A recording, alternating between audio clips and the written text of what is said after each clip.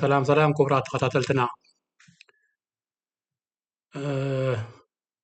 كمي كأنيكم كمي لكم كل عالم تركبوا أم عدن أم سدتن سلامكم نمني قدام النت سلام نمني كبرات تخاتلتنا لومي كنت كل الساعة كم كنتات مس جزين دا بقنا مزت عملنا جزين دا زمدنا بزعبا كبابينا زعبا حزبنا زعبا هاجرنا حسابات النقر ولمون عم زبلنا إحنا قريبنا لنا سابسكرايب شير لايك أنا يترسل خبرات تخاتلتنا مغنياتو እዚ ማሕበራዊ መራኸቢ ንህዝብን ካብ ህዝብን ብህዝብን ስለ ዝኾነ ዝምዕብል ስለዚ እቲ ዋጋ ዘይኽፈሎ ሼር ላይክ ዋጋ ይኽፈሎን እዩ ምትሕብባርኩም በቦቱ ይኹን ብጉዳይ ማእኸላይ ምብራቕ ኢና ኣርእስትና ሒዝና ቀሪብና ዘለና ከምቲ ኩሉ ዓለም ሙሉእ ጫውጫው ትብለሉ ዘላ ብዙሕ ትርኢታት ከዓ ዝረኣየሉ ዘሎ أرسلنا أعرابي إيران بحسوم يندا قطبن عدي تحاسيو قطباو صعبيناتو كابزونا خصاب علم لغاوي بخبيت كصلوا مخانو رديو درون ملكتات يرألو كوينات مع خلاي مبراق كام جمارو كم زخاب كوني عم قصالو خي بجم كويناتو زي تنبيت تزي كوينو وسانه زوان زي كود ديلكا تبول يكون تتحازي مخنياتو بزح الخلاق اللوغو بقدمن دحرن ግንባራት ተሰለፉ ሓይልታት ኣለዉ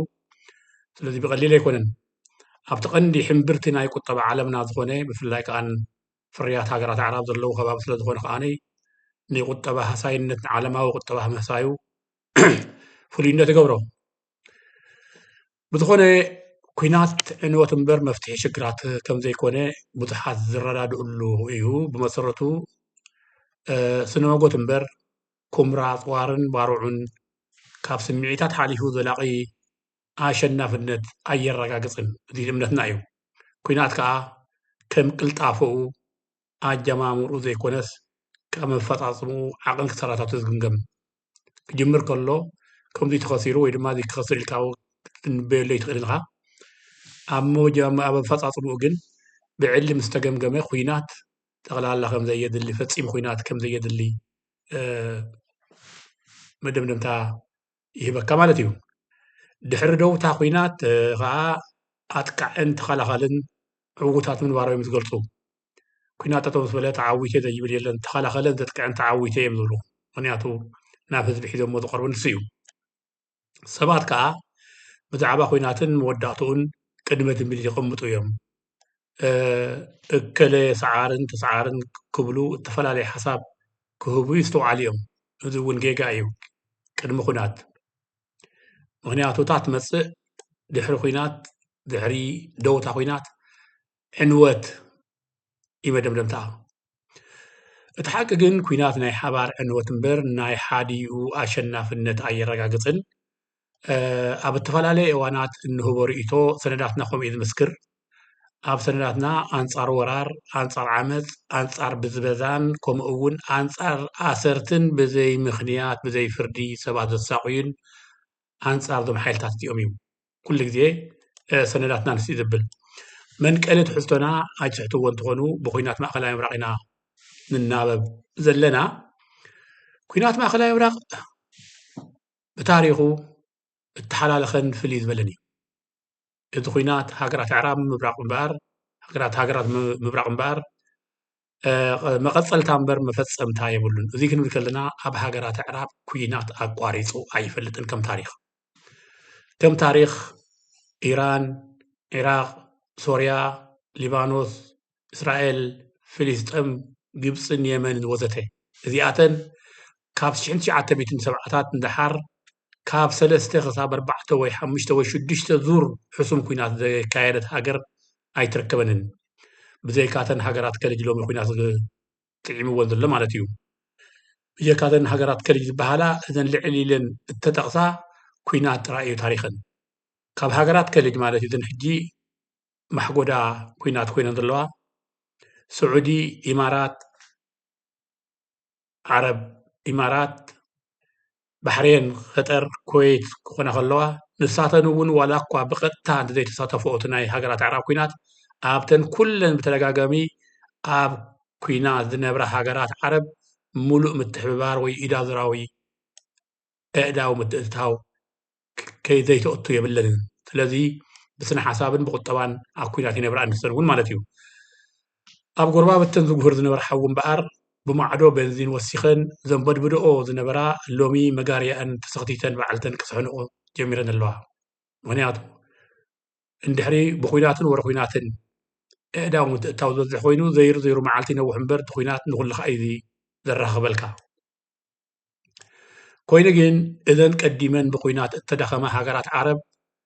ከም ኢራቅ ሶርያ ሊባኖስ ዮርዳኖስ የመን እዚኣተን ሎሚ እዚ ኣብ ቀርኒ ኣፍሪቃ ማለት ኣብ ሶማልያ ኢትዮጵያ ሱዳንን ኤርትራን ብኢዳ ዙር እንተዘይኮይኑ ብጉህድ ኣእዳወን ከእትዋ ኣይንረኽበንን ምክንያቱ ኣብ እተናዋሒ ኩናት ኣዝየን ስለተዳኸማ ስለዚ ሕንደዋልና ኣይኮናን ብቐጥታ እዘን ሕጂ ኣቐዲመን ተዳኺመን ዝብለን ዘለና ሃገራት ዓረብ ብቐጥታ ከምዚ ናይ በዓል ዓረብ ኢማራት ኣብዚ ናይ ኣፍሪቃ እትየንኦ ዘለዎ ሓዊ ከእትዋ ኣይንረኽበንና ብኢዳ ዙር እወ ከም ስዑዲ ቱርኪ እስራኤልን ኢራንን ብፍላይ ከዓ ሕቡራት ኢማራት ዓረብን ናይቲ ኩሉ ቀርኒ ኣፍሪቃ ዝፈሰስ ዘሎ ደም ንጹሃት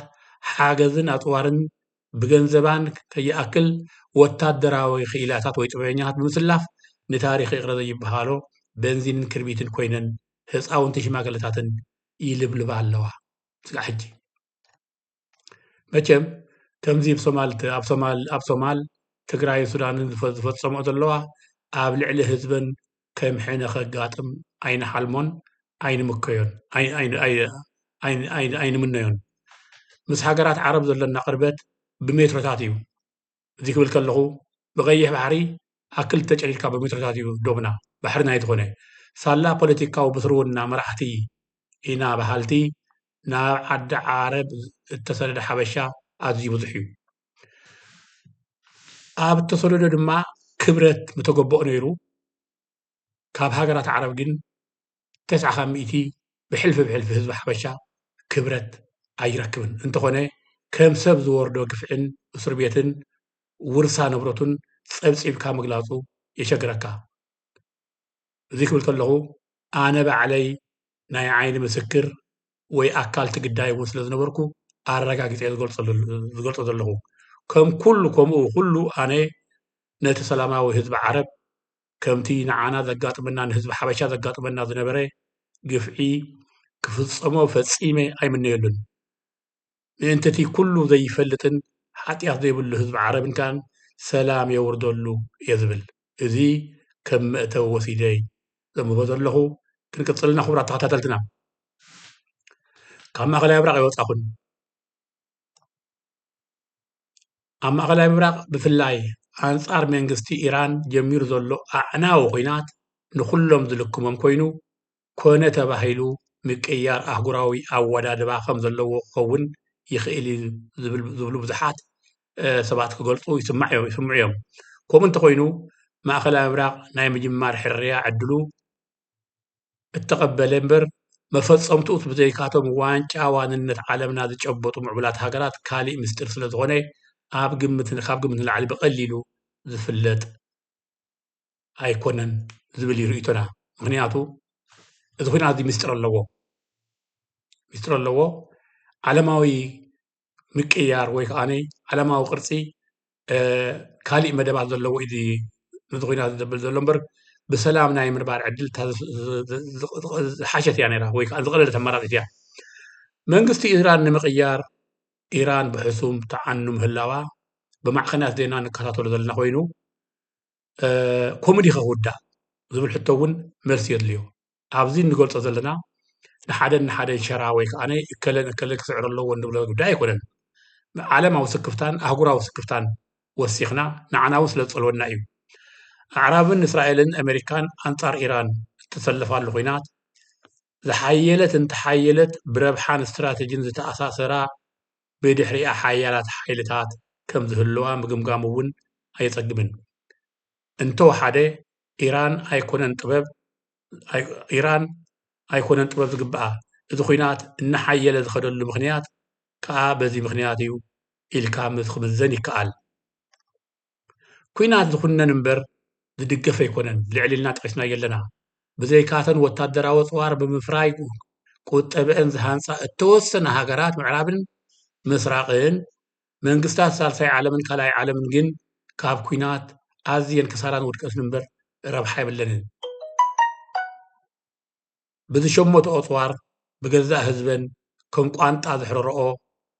ውዒሎም ዝሓድሩ መራሕቲ ሃገራት ዓረብ ኣብ ክንዲ ዝብላዕ ዝባራዕ እናሸመታ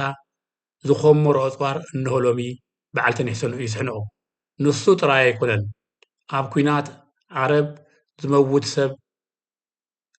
ኣብ ኩናት ዓረብ እቲ ዝመውት ሰብ ከም ዝጸድቕ ስለ ዝንገሮ ናይ ብሂል እሱር እውን እዩ ከምዚ ናይ ዓዲ ሓበሻ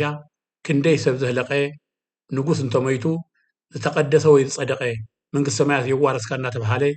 ትንቢት ዝወርደሉ ዓረብ ከዓ ከመኣ ቀታልን ተቀታልን ምእንቲ ኣምላኽ ከም ዝሞተ ኣላህ የርሓሙ እያ መጨረሽታ ኣብዚኣ ተረዳዲና ክንከውን ተስፋ ገብር እዚ ኩሉ ኣፅዋር ሸሚቱ ብገዛእ ህዝቡ ዝሕርር ምስ መተ ተሰኪምካ መልኣኽ መይትና እግዚኣብሔር ከዓኒ የጽድቆ ይቀበሎ ከምዞም ነጋውት ናይ ዓዲ ሓበሻ ናይ ዕራብ ከዓ ከማይ ስለዚ ኩናት ርጉም እምበር ቅዱስ ኣይኮነን ኩናት መሰረቱ ርጉም እምበር ቅዱስ ኣይኮነን ስለዚ ዓለም ብምዕበልታ እንተኾነ ጻዕዳ እንተለበሰት እውን ኣብ ናይ ጥንቆላን ምትሃትን ከም ትኸይድ ክኸይድ ከም ዘለዎ ዝገብሩ መንግስታትን መራሕትን እዮም ዘለውና ረብሓን ምርጋፅ ተባሂሉ ብምትኽታኽ ዝውላዕ ኩናትን ረብሓታት ኣሕሊፍካ ንዘይመሃብ ጠንቂ ናይ ሳዕቤን ተገዲድካ ዝእቱ ኩናት ስለ ዝኾነ ካብ ምክልኻል ካሊእ ኣማራፂ የለን ዝብል መደባትና ኣቦትኡ እውን እዩ ግን ከዓ ኩናት በቲ ይኹን በቲ ኩኑን እዩ ህይወት ብፍታሕ እምበር ብህውከት ኣይትነብርን ሕጊ ተፈጥሮ ዝቆደዶን ባህርያዊ ሃብቲ ዘቐመጦን ኣቀማምጣ መሬት ኣነባብራ ህዝቢ ዘገደዶን ኩሉ ሳዕ መንቀሊ ጠንቂ ኩናት ካብ ጎባጣ ኣተሓሳስባ ነጋውስ መራሕቲ ሃይማኖትን እዩ ዝምንጩ እዚኣ እንተቃውቶ ዘለና ሁራ ተኸታተልትና ህዝቢ ኢራን ዝልብለቦ ዘሎ ካብቲ ህዝቢ ዝምንጩ ሽግር ኣይኮነን ካብ መራሕቱ እዩ ብትኽክል ካብ መራሕቱ እዩ እግዚኣብሔር ልኢኽና ዝብሉ ክንጸድቕና ዝብሉ መራሕቲ ከም ጻድቃት ስለ ዝስገደሎም እዚኦም ከዓኒ